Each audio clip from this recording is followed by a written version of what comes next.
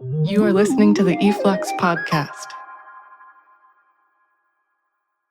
In this episode recorded in February 2023, Keli Maksud talks to Esteban Jefferson.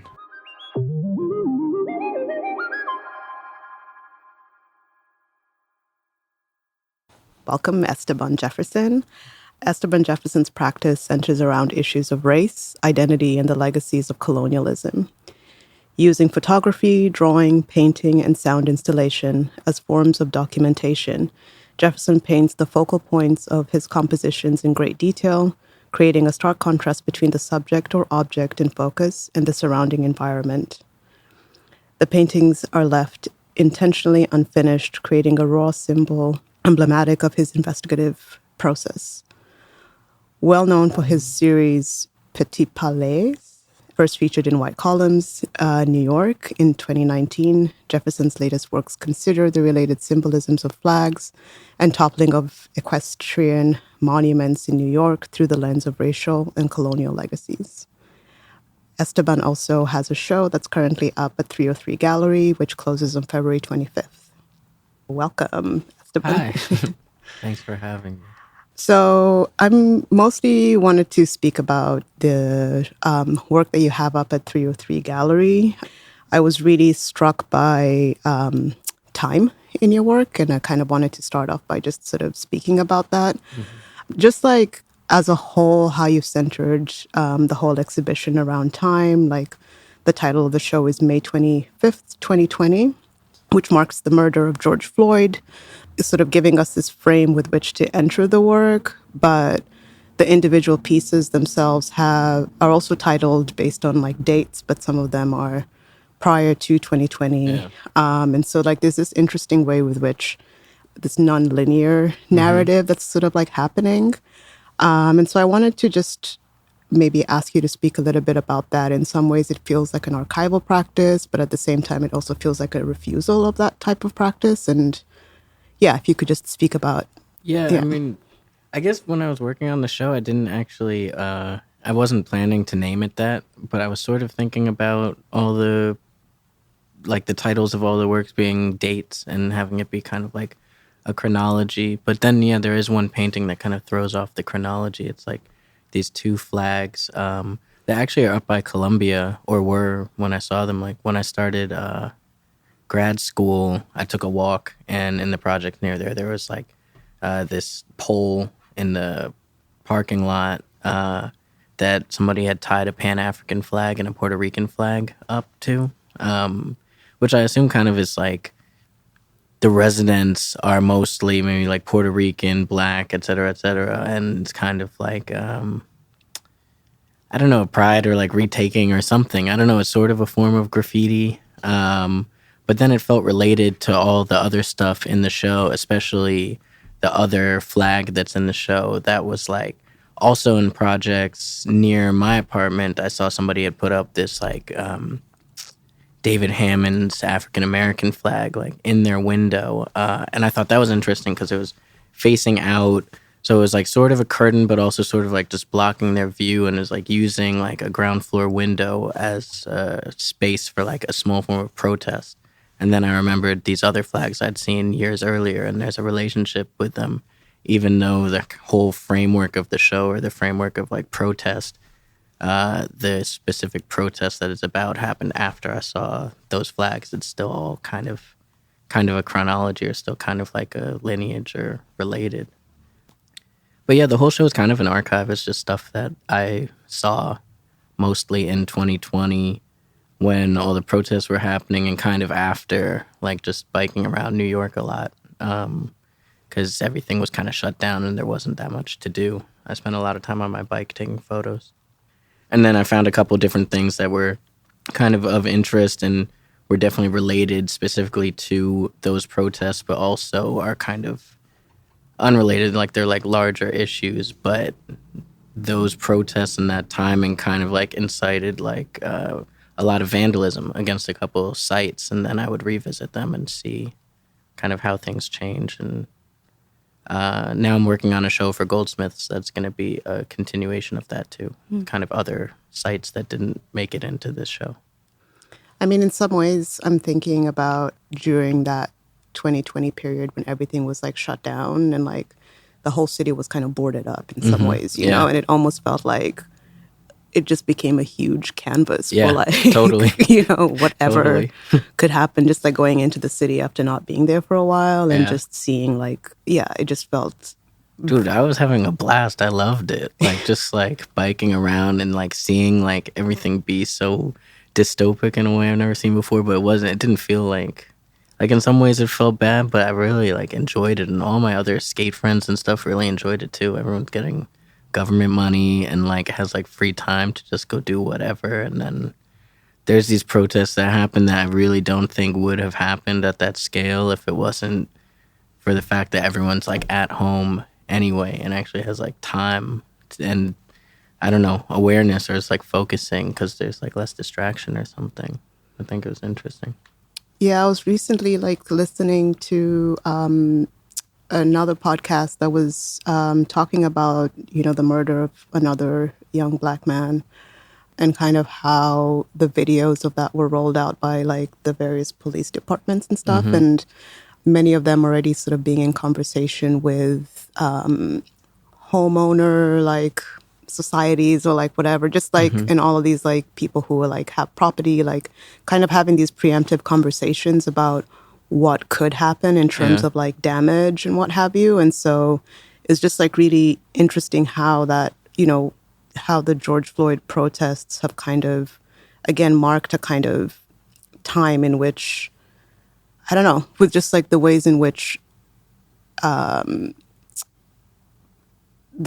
state, as well as like the citizens, are thinking about protest and how the state is sort of like trying to like, you know, calm that or like, in some ways like take it, you know, it just felt like really quite strange, like how. But it also like it marks the time, but then it's also like everything feels so cyclical too. Like in the 90s, there's like Rodney King is like I wasn't old enough to know, but it seems like it was kind of very similar like circumstance and result and everything. And I think, I don't know. Yeah, I guess, and I think that's why like I liked that there was this date that was like 2017, because for me that felt like it's not just George Floyd, you know, like these types of like protests and murders have been happening for quite some time. And I mean, I think that was kind of the intention. Like I wasn't thinking about it so overtly, but I also could have titled that something that kind of makes more sense in terms of like the lineage and just like, but it wasn't, you know, it's actually like that. I saw that there before, and there's, you know, it's like endless. There's like Eric Garner in like 2015 or something. That's also almost exactly the same thing. But then the protests, I think, were so different scale wise. I really think it's because of like, I don't know. It's a lot of different factors, but I definitely think like pandemic lockdown had to have something to do with it. So I was also thinking about Tina Kamp's work. Tina Kamp, who is the Black feminist theorist, and she speaks a lot about still moving images. So like images that kind of hover between still and moving, or animated still images. And the paintings in the show for me kind of blur this distinction between still and moving. I think it's, if you look at November 11th, 2020 and September 17th. I don't really remember them by the date. Well, the two George Washington pieces.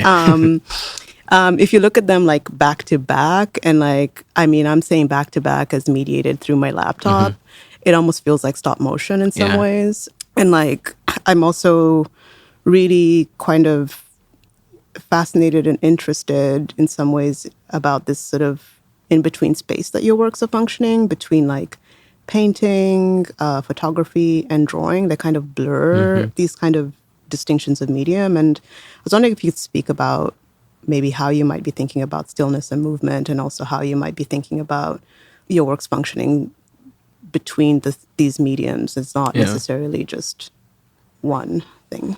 I mean, those like, I was thinking about everything in the show as like pairs really, and those two in particular, that's kind of something I want to do more in this body of work moving forward. But I was really interested in just like revisiting a site and trying to like frame it from the same angle as much as possible and just see like what changes within it. And it does become kind of like stop motion in that way. But now I'm losing my train of thought. Well, maybe you can also just like describe like your process a little bit of visiting the sites and Well, that one in particular, I just pass by it like most days of the week, like especially if I'm biking to my studio from like downtown Manhattan to Bushwick. I go over the Williamsburg Bridge, and that's at the bottom of the bridge. And for a while, when I was biking over, like really 2020, when everything was going on, and I'd be going to my studio, it was really heavily vandalized and like stayed like that for like a long time.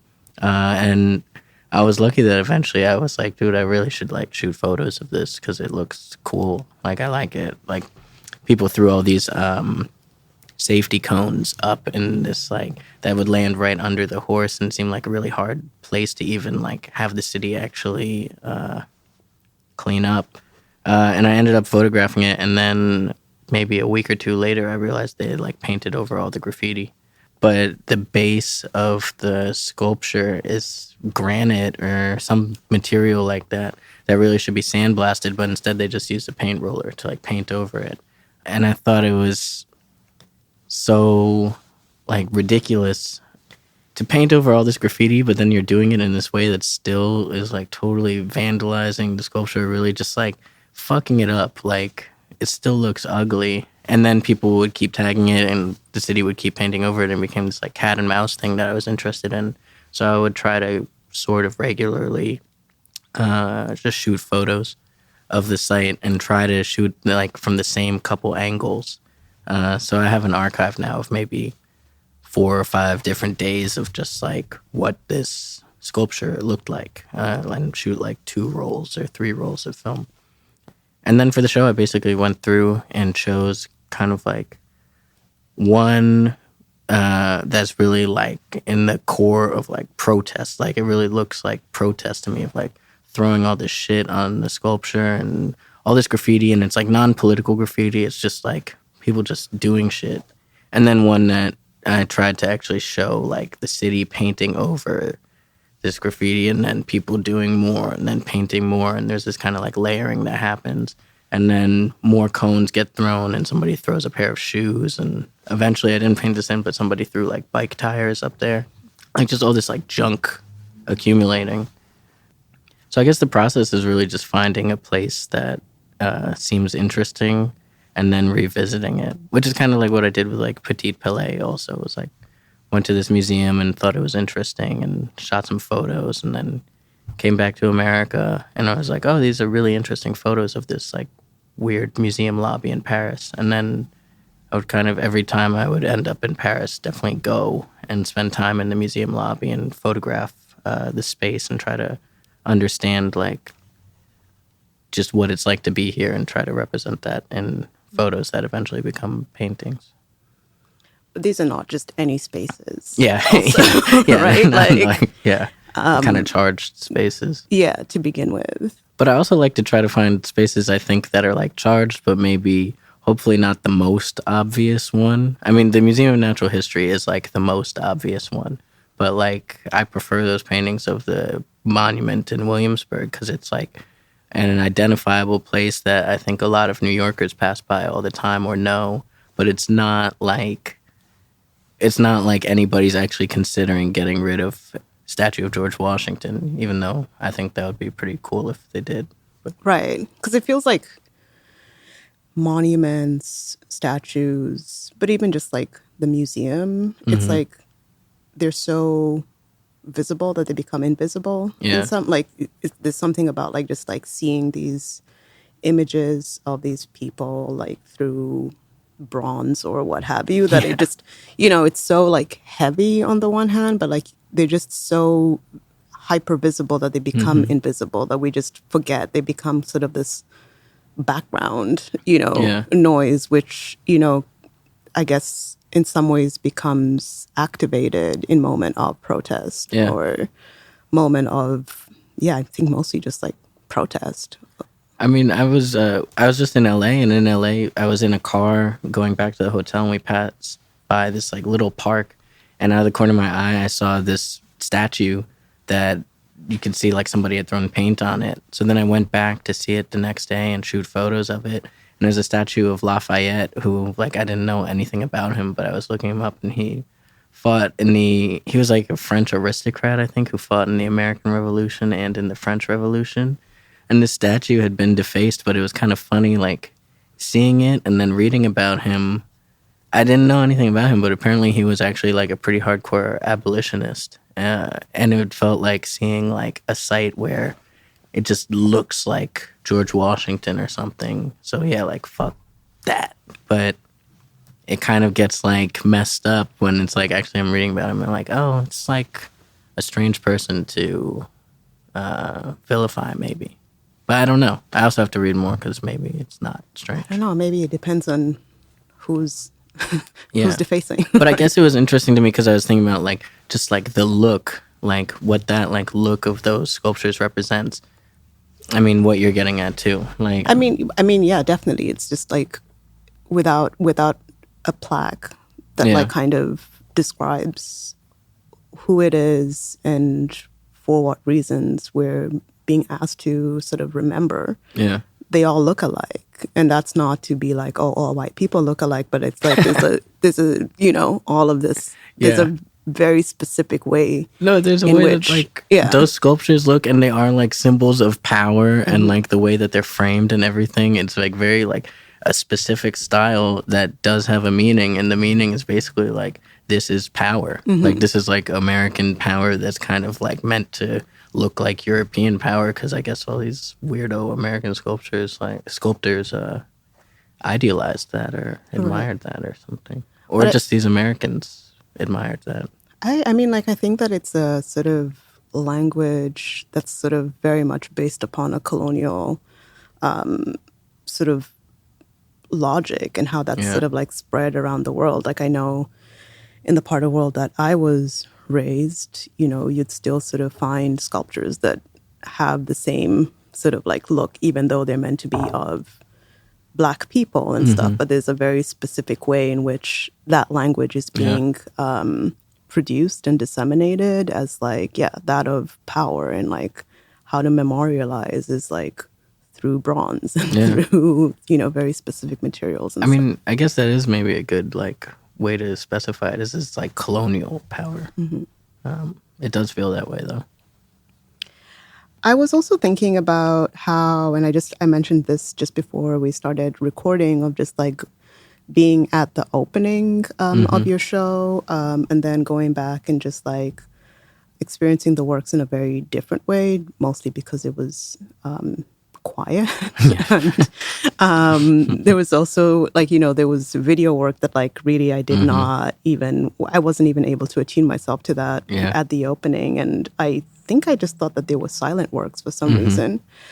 But I've read a lot about descriptions of your work as being muted.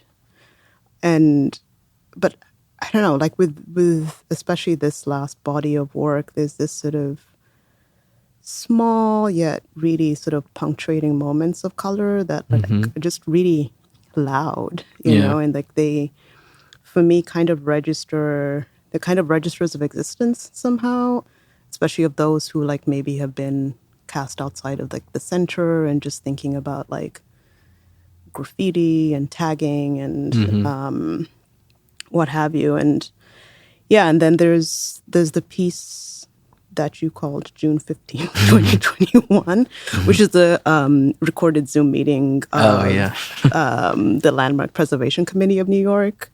And that, when you go to the show outside of the opening, like you could just hear those voices like throughout the gallery. And, you know, those are, I guess, the commissioners who were... It's the Landmarks Commission, and I wanted it to be like clearer in the show, but I didn't know how to like make it more clear. But basically, like, what happened was, when all the protests started happening, the museum announced, oh, we're going to take down this sculpture that's been like contentious for decades. And I remember, like, when we were in grad school, actually, I was in Mark Dion's like mentor week, and he took us to the museum. This would be like 2018 or 2019, and he was like, "You guys should all look at this sculpture. It's really fucked up." And like the museum is installing plaques right now to acknowledge that it's fucked up, but not change anything. This is the national. This is a Museum of Natural History. And the sculptures of Teddy Roosevelt with like a Native American and like an African. Implied to be like a slave figure, that they're just like flanking him on both sides. Like they're kind of, I don't know, just walking with him. It's very weird. And there's this like kind of triangle hierarchy of like form in it. But yeah, when the protests started happening, the museum announced that they were going to remove that statue. But to remove something like that in New York is not like a quick process. Like, because the base of the statue is potentially an architectural landmark. It was designed by the same architect that designed the whole building. So you can't just remove something like that. You have to go through this whole process where you go to the Landmarks Commission and get approval to restructure the plaza. And the museum, when they announced that they were going to remove this, they hadn't actually started any of that process. Like, that's sort of what I wanted to get at, is like, it was just totally reactionary, like PR in my mind of like, oh, these protests are happening. This thing we have is fucked up and sort of related. It's not really technically related, but they felt it was related. People felt it was related. It was getting vandalized. So they announced they'd remove it. And then this is actually like a year after they announced that they would remove it. The Zoom call of them pitching, what they want to do to the plaza, which is basically just get rid of that and make it smooth. And then all these different commissioners that are reacting, and the reactions turn into like not really being about the architectural merit of the thing, but more the larger issue of just what do we do about these fucked up monuments or these contentious spaces? Do we remove them? Do we leave them? Like one woman on the call gets super animated and she's like, you know, the whole museum is a colonial project, and I think this sculpture is the perfect representation of that, so I think it should stay because the idea that it's embarrassing is the point to me, and it should be embarrassing because it's all fucked up. And then on the other hand, there's this guy who just lives in the neighborhood who's like, well, we have all this technology now. Maybe we can just remove the Native American and African and put them in the museum and then leave Teddy Roosevelt how he is. And the whole thing's crazy. And I put it in because my dad is on the Landmarks Commission. He's an architect, and he got put on the commission, I think, in like 2019 or something, when de Blasio was still mayor. And so he called me and was like, you wouldn't believe this meeting we just had. It was crazy. And he sent it to me, and then I cut it down to just kind of like the parts that I thought were really interesting of people's reactions to this sculpture and the idea of removing it, and then had the voices just playing in the gallery. I'm really quite fascinated as to like maybe how you might be thinking about sound or like a sound practice in your work. You know, the paintings are not, for me, muted at all. Like they're pretty loud, or like, you know, they register very loud, and that with the addition of just like these voices, because I don't know, there's something about how sound just kind of meets the body in many ways, and like it took me a while to like even like realize where it was coming from and stuff. And so yeah, maybe if you could just like speak a little bit about how you might be thinking about how sound functions in your work as a whole. I mean, I feel like I have to give my friend Doug Hawk like all the credit for that, honestly, because when I was doing Petit Palais, I would go to this museum and photograph it, and it was these busts that are in the lobby, and I was making these paintings that kind of just focus on the bust that's hidden behind all these computer screens and TV screens and security guards and pedestrians. But it was just paintings, and then there would be silent video that I felt that was playing on like TV monitors on the floor that I felt I just really put them in to show that this was like a real space, more or less. And I mean, hopefully the video did something else than that, but that was just all I was thinking about, really. And then Doug came to my studio and he was like, dude, you should think about sound in relation to your work. Like there's this like emptiness or something that like it could be really interesting to take the same approach of painting with video and do something with sound. And he's a musician. So we ended up collaborating on 2 different sound sculptures that were related, that were in versions of Petit Palais as a show.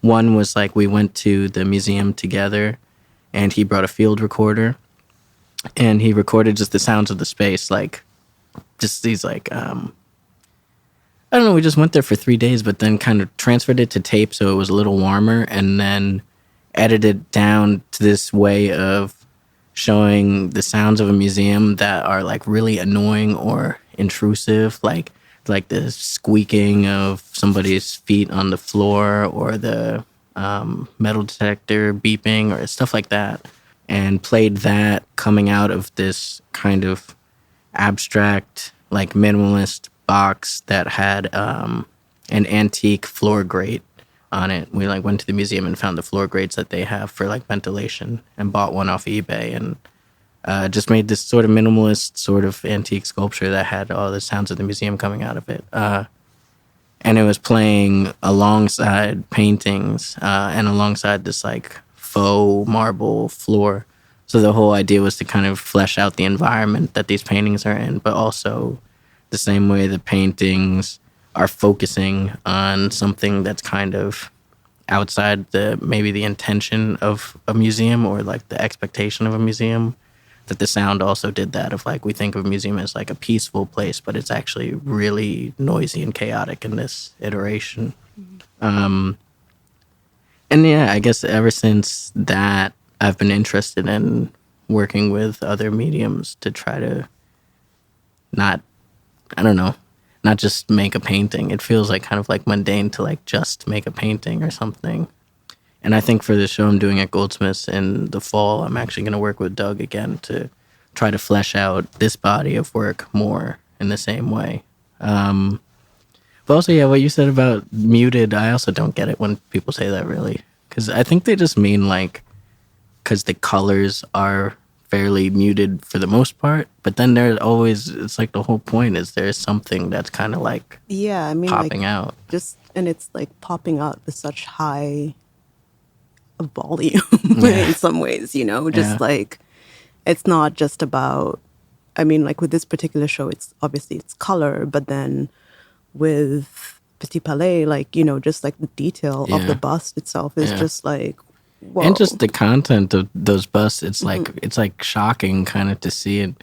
I was shocked going to that museum and seeing these jet black figures, but they're like in like, they feel like they're pushed so much into the background in the way that they're shown in the museum, and that was just such a weird dynamic to me. In this show, yeah, especially those 2 paintings of the statue of George Washington, like when my gallerist was coming to the studio to see what was going on, I was definitely describing those as like, there's going to be these bright orange safety cones. They're going to be so bright. They're going to be so orange. And, I wanted them to be like very not muted.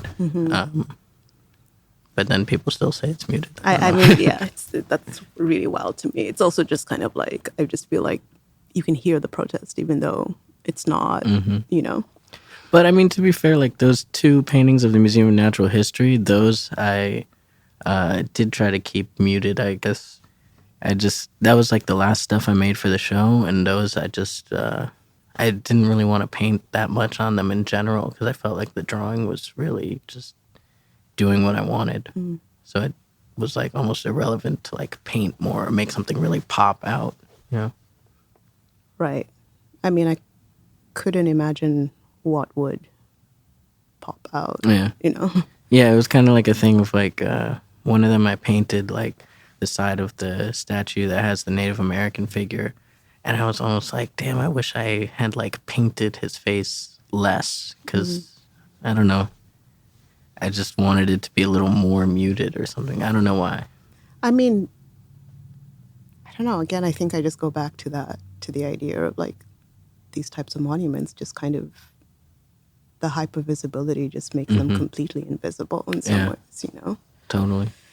Maybe just like moving from that, I was also thinking about, well, obviously questions of visibility and invisibility, and also like erasure. But I was also thinking about like spatial segregation as this type of, I guess, like a schema through which the built environment has been constructed. And in this way, it's organizing bodies spatially and discursively. And so, and all often based on like perceived differences, right?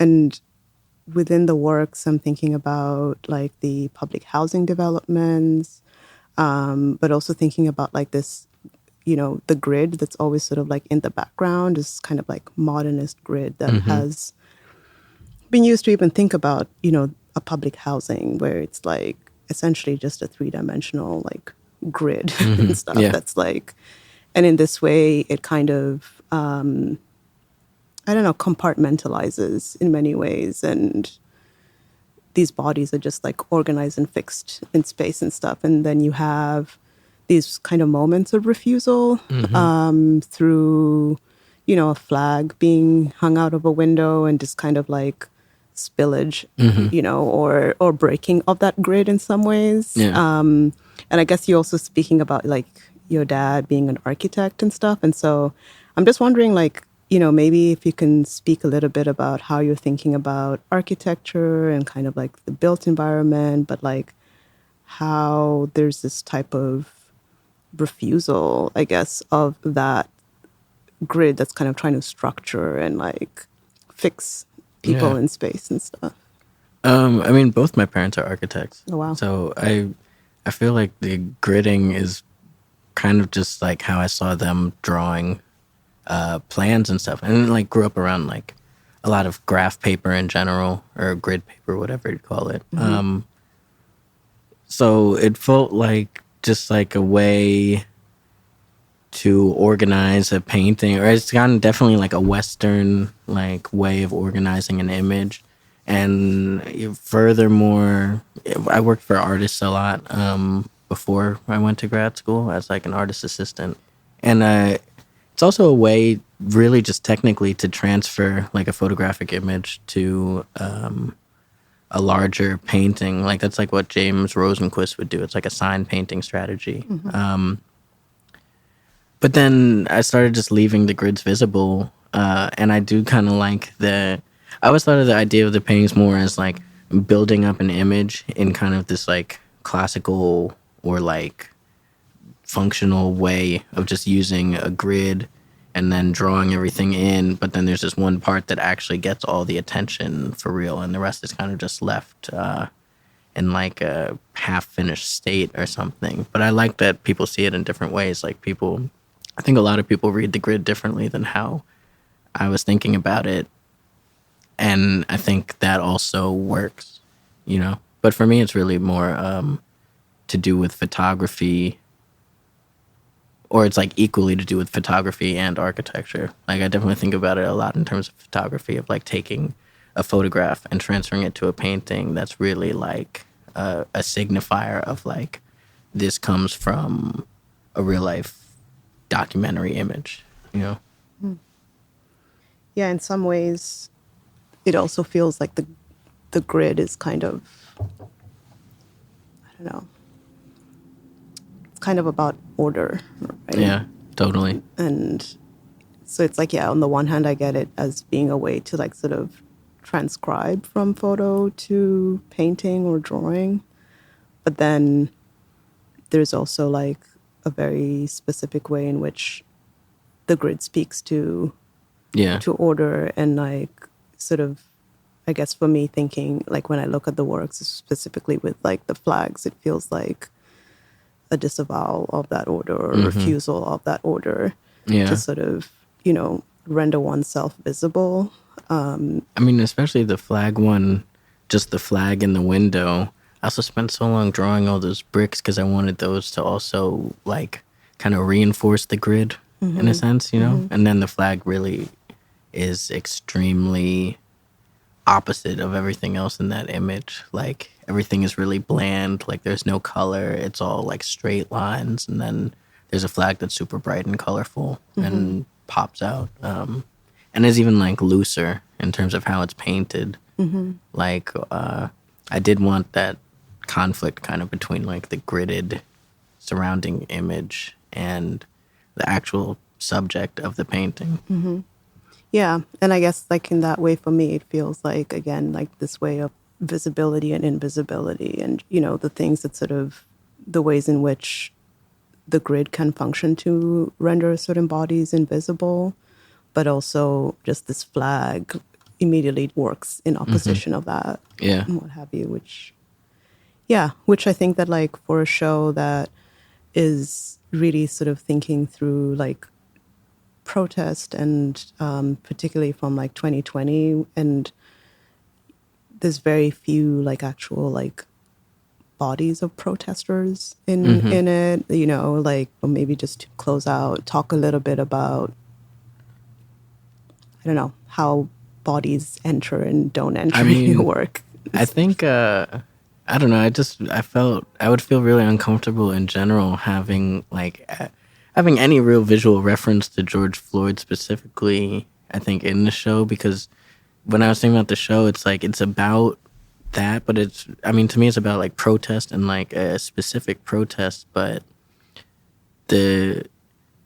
some of what it was about to me is also just like the feeling of 2020. Like I was trying to just evoke what it was like to actually be there and then kind of look at these different sites and see like, what kind of remained, like what like residue remained from the protest. And all of that is really like, I feel like it would just be so, I don't know, I just would never want to like make a painting of George Floyd in the middle of all of that. It's like so irrelevant almost to like what the show is about. And it's sort of like, I was thinking of that as like the specter hanging over everything, but like we've all seen that video too. I don't even know what the purpose would be to like specifically paint that.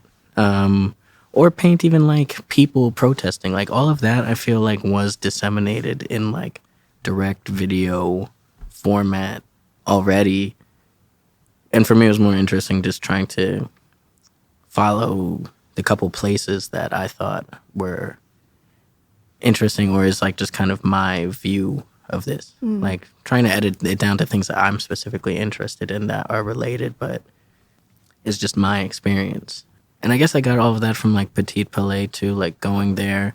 The bodies of actual people in those paintings are more like part of the architecture or something. Like none of those paintings really are about people interacting with these sculptures. It was more about like, there are these sculptures placed here by a museum in a way that is fucked up, I think. And if there's a security guard in a painting who is like positioned in relationship to a sculpture, it's not that the guard is really choosing to do anything, or like some pedestrian not paying attention to the sculpture. It's not really about that person. It's about like the structure of this space is set up to make these people have to be in relationship to the sculpture, whether they like it or not. And like, no matter what they do, it's kind of like, they might look dumb or something, and that's not anybody's fault. That's really like the museum's fault. And then in that show, I actually, I wrote to the museum also because I wanted to kind of bring in more of like an institutional critique of like, this is really against the museum. This is not against like the one security guard or the one old lady or something in the picture. And that's also why they're not really even painted in that detailed. It's like they're more just representing like what all of us experience in this space. And I guess in terms of this show, I tried to take the same approach sort of like, it's not about individual people. It's more just about like these spaces that we've all kind of inhabited and all seen. And it's like an environment more than about a specific body. Right. And I mean, like, we can't downplay the history of representation, you know? And I think especially now, just like sort of in the art world with the ways in which Black figurative painting is sort of like playing out and stuff, without necessarily this critique of like what those bodies are doing and how they're being disseminated is real. Yeah, I mean, that's something I think about a lot too. Like, I think there's a lot of figurative painting that I'm really not into at all. But I don't know, I really would have felt really uncomfortable trying to even involve like figures, because it's also like these are like real people, but painting like spaces feels like something that, or sculptures, like these are like literally like public, you know. It feels more like that's totally my right to paint this and show what I think of this. And I just think it makes a better show. I think it makes a more interesting show. And it's also like, it is still structuring, the space is structuring the bodies. And yeah.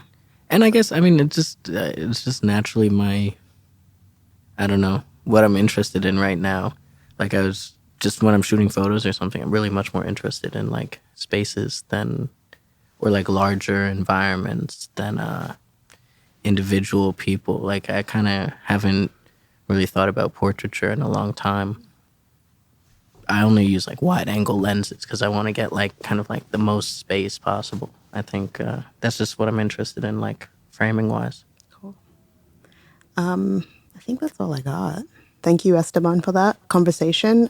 Esteban's show, May 25th, 2020, is going to close on February 25th. But a continuation of that show will open in Goldsmith in October. Yeah, in London. Goldsmith, London. Thank you. Cool. Thank you so much.